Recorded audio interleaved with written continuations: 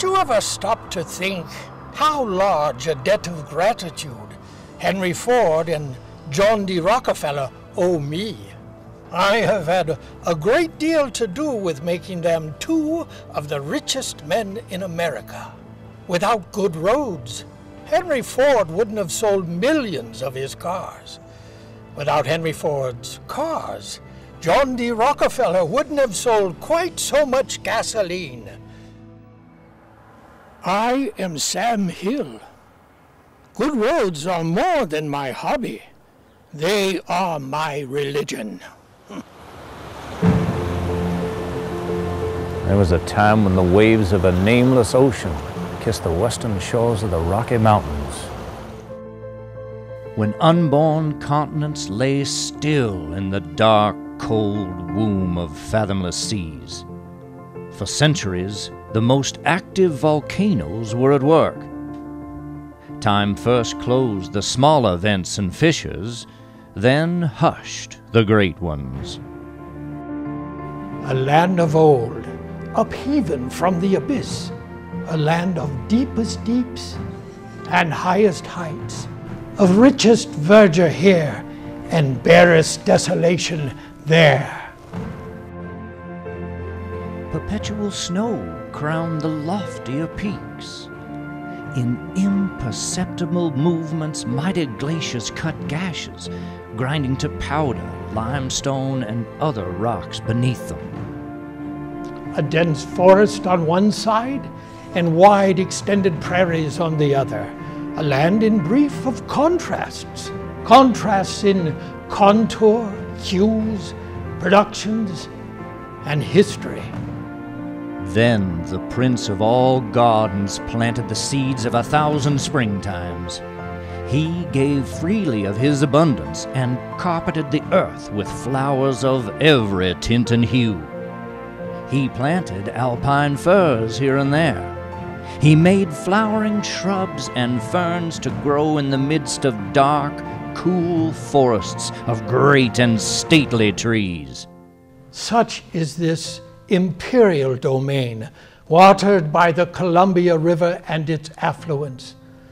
Behold, the crystal waterfalls, the great trees, the fresh green moss, why, the rocks themselves speak of eternal youth.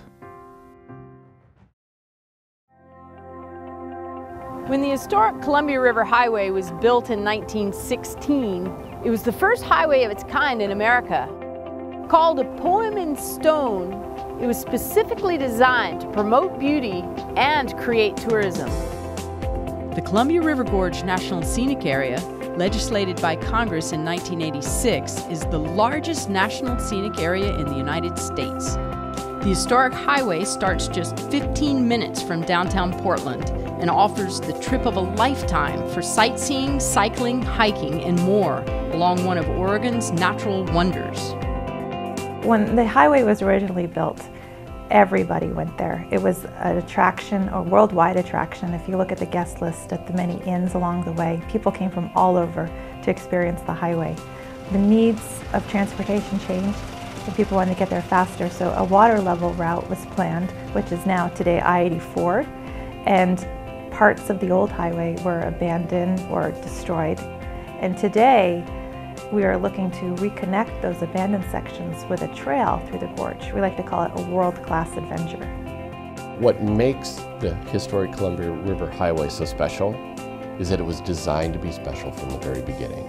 It's visionary in its design, it's visionary in its architecture, and it captures some of the most amazing cultural heritage that the state of Oregon has to offer.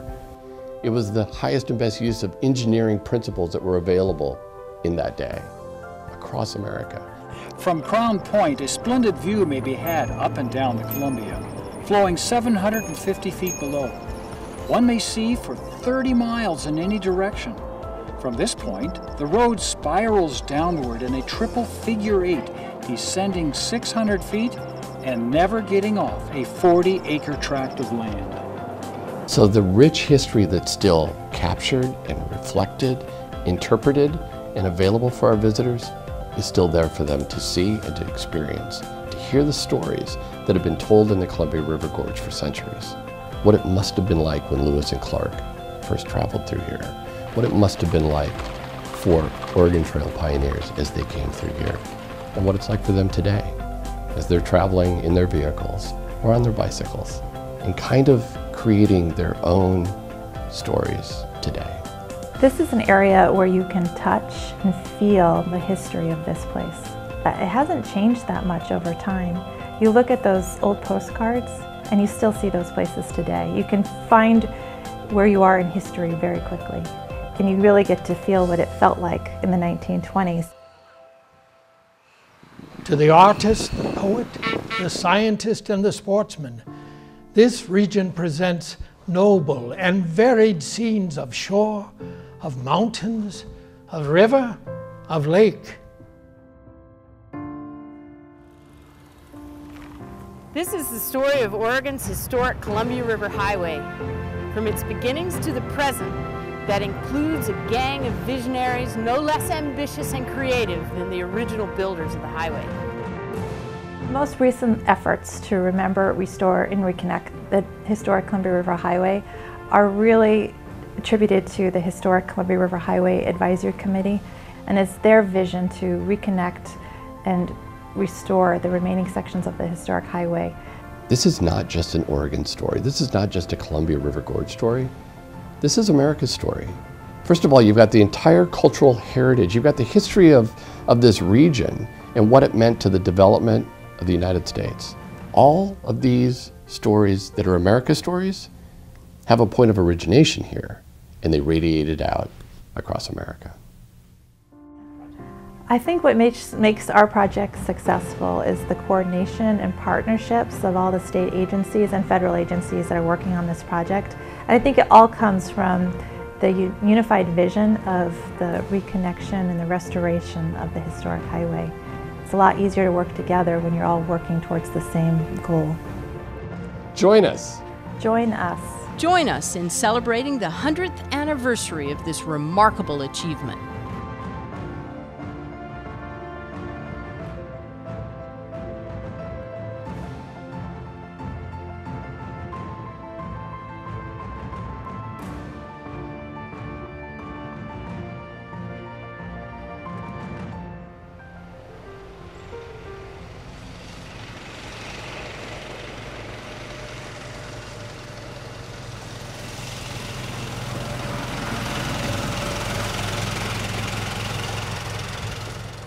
No more than 5% grade. It can be done. We have to wait for the cars to go by. Yes, this is just so it can't be heard. No, it can't. I think so. But we'll have to wind it back and forth amongst the trees. Yes, yes. We're not going to cut any of these trees. Oh, okay.